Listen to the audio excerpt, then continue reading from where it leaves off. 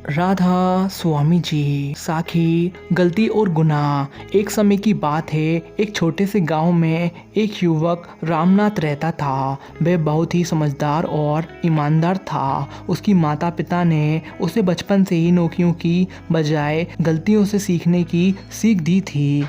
एक दिन रामनाथ गांव के बाजार में गाय के दूध की दुकान खोली। उसने दूध की गुणवत्ता बहुत अच्छी थी। उसकी दुकान में ग्राहक बढ़ते गए। धीरे धीरे वह अपने दूध की कीमत में बढ़ोतरी करने लगा। जब गांव के लोगों ने देखा कि रामनाथ ने अपने दूध की कीमत बढ़ा दी तो वह सभी बहुत ही परेशान हो गए। उन्होंने रामनाथ से मिलकर कहा, रामनाथ, तुमने हमें धोखा दिया है। तुमने हमें अपने दूध के लिए ज़्यादा कीमत चुकाई है। रामनाथ ने खुशी खुशी उनसे गलती की माफ़ी मांगी। उनके साथ उसकी कीमत कम कर दी। उसने कहा, मुझे माफ़ कर दो, मैंने गलती कर दी। मैं आपके विश्वास को टूटने नहीं देना चाहता। इसके बाद रामनाथ ने अपने दूध की कीमत नहीं बढ़ाई।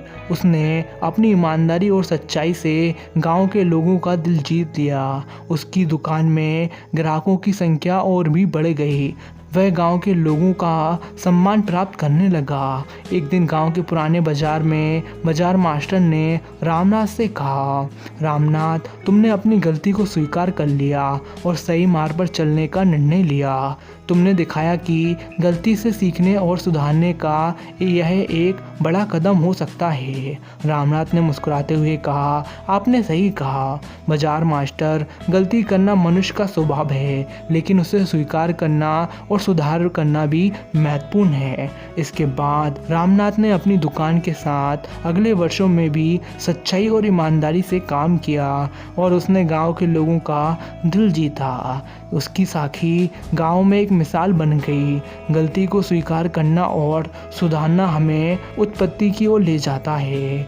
निष्कर्ष, ये साखी हमें यह सिखाती है कि हर किसी को गलतियों का सामना करना पड़ता है, लेकिन उसे स्वीकार करके सुधारने का साहस रखना चाहिए। गलतियों से सीखने और सुधारने की क्षमता हमें अधिक समझदार बनाती है और हमारे चरित्र को मजबूत बनाती है। यह साखी एक गांव के छोटे से लड़के रजत की है, जिसकी सोच बहुत अद्भुत और विचारशील थी। रजत का दिल सदा से ही सपनों में भरपूर था और उसकी आंखों में अपने लक्ष्य की ओर बढ़ते हुए नजर थी। रजत का सपना था कि वह एक दिन बड़ा व्यापारी बनेगा और व्यापार के क्षेत्र में तरक्की करेगा। उसके माता पिता ने उसे संवेद उसके सपनों का पालन करने के लिए प्रोत्साहित किया और उसे उसकी मनमानी करने का मौका दिया।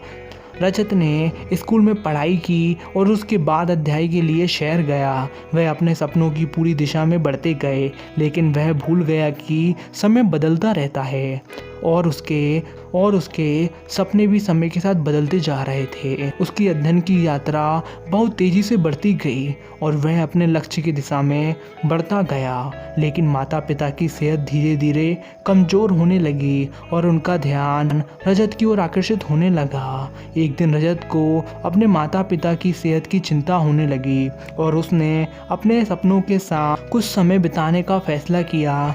वह अपने गांव वापस आया और अपने माता पिता के साथ वक्त बिताने लगा। वह दिन दिन बिताकर समय की महत्वपूर्णता को समझने लगा। उसके माता पिता की खुशियाँ उसके लिए सबसे महत्वपूर्ण थी और उसने अपने सपनों को थोड़ी देर के लिए रोक दिया।